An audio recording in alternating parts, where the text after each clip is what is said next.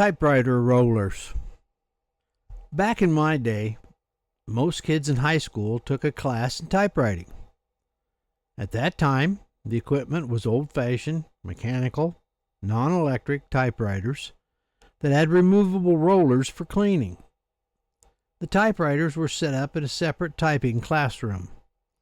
Sometimes, during study hall, we were allowed to go in and practice. This day, I was allowed to go into the typing room to practice and ended up all by myself.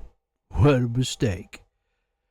This was a catastrophe waiting to happen. I typed for a short time and got bored. Looking around, I wondered to myself just what I would get into. With my mind buzzing, I put together all kinds of scenarios. Then it came to me. What would happen if all the rollers would come up missing?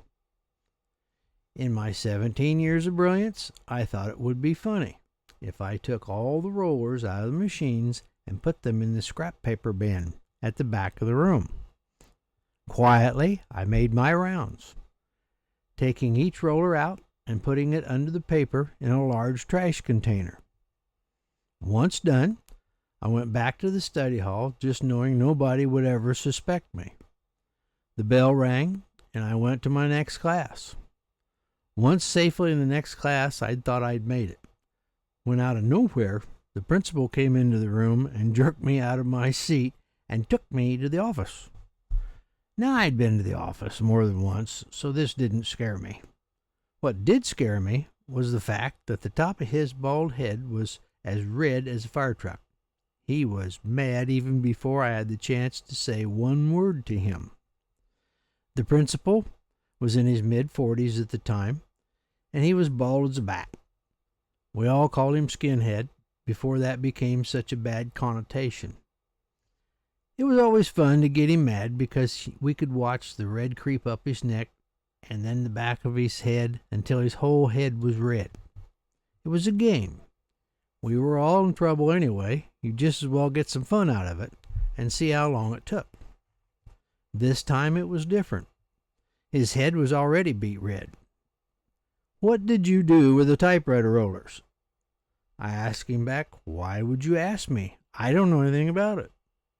For some reason, he didn't believe me, and we bantered back and forth numerous times.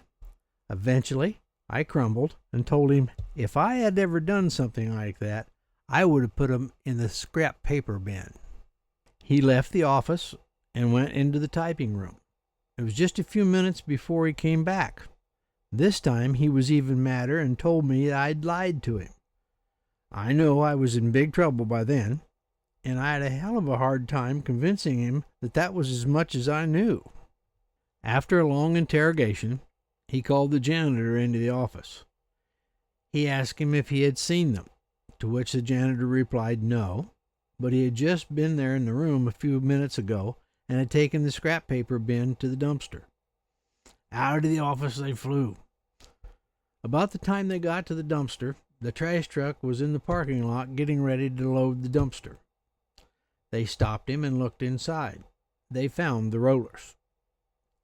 I ended up having to stay after school for a week and had to type "I will not steal typewriter rollers" 1,000 times on the typewriter. Then I had to clean every roller each day. I was in detention, which meant my father had to come to school to pick me up as I missed the bus every day. Although my father was not happy and I had dues to pay at home, I thought it was worth it. History does not remember well-behaved people.